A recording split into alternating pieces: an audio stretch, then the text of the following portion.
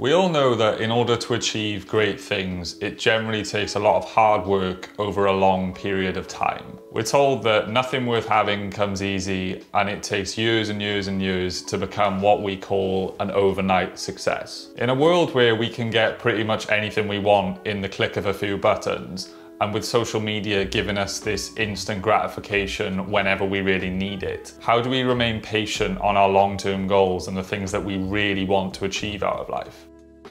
If you're anything like myself, I'm very good at maximizing my day and prioritizing my time and really going after it. However, I really struggle when it comes to that long-term thinking and remaining patient on the things that I actually want to achieve long-term. These things often include career goals, money goals, health, etc. I'm not an expert in this in any way, shape or form, so if you are looking for someone who's cracked the case when it comes to having monk-like patience, this is probably not the video for you. But over the years, I have picked up on a few things that help me stay patient in this world of instant that we live in. So how do we try and combat this impatience that we deal with daily?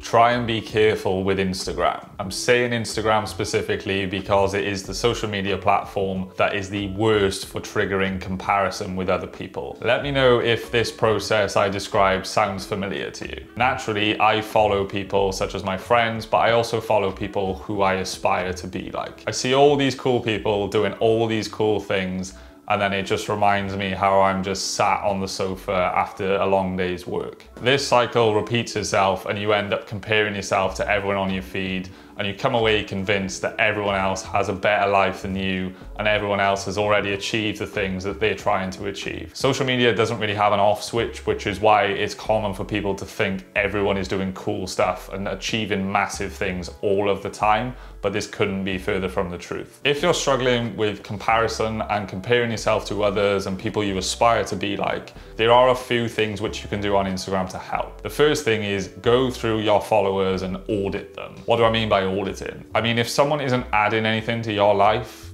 unfollow them. Second thing you can do is to stop using the explore page. This place is honestly like the Wild West. You go on there and there's just so many people who you've never seen before, but the pictures are absolutely mental on there. The third thing you can do is a detox. There have been times in the past where I delete the Instagram app for a few days or a week, and you come back and you generally feel refreshed. It makes you realize that social media is kind of this false reality. And while it's a great tool for, connecting with people and building an audience, it is just that, it's a tool. In order to continue to stay patient in this world of instant, another thing I would recommend you do is start living in the gain and not in the gap. Start focusing on how far you've come as opposed to how far you have to go in order to get to your goals. I read an article a couple of years ago by a guy called Benjamin Hardy, who was quoting work from another author called Dan Sullivan. And this work was talking about how successful people focus on the gain and not on the gap. I'll link this article down below in the description, and I would really, really recommend you read it because it changed my thinking completely. In the article, he says, if you measure your current self against your ideal self, then you'll never be happy because there'll always be a gap between you. However, if you measure your current self against your previous self, where you were when you first set these long-term goals, you'll experience happiness, confidence, and satisfaction because you'll realize how far you've come in that time. And this sort of thinking is amazing for staying patient on your long-term goals, because it reminds you about where you've come from and how much you've achieved in that time, and not how far you have to go. One thing that I really recommend you do is to document your journey. So it makes it very easy then to look back over time and just see how far you've come. There's loads of different apps for money management, fitness, health, etc. And this makes it easy to look back over time and see how much progress you've made.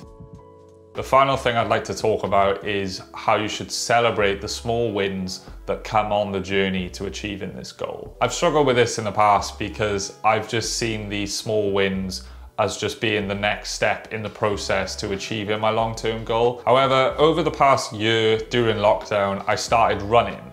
And this really switched my mindset into being able to celebrate those small wins. Celebrating the fact, I've run 4K today and last time I only ran 3. Right, let's buy myself a coffee, or let's get some food this weekend. Although maybe that defeats the point of running.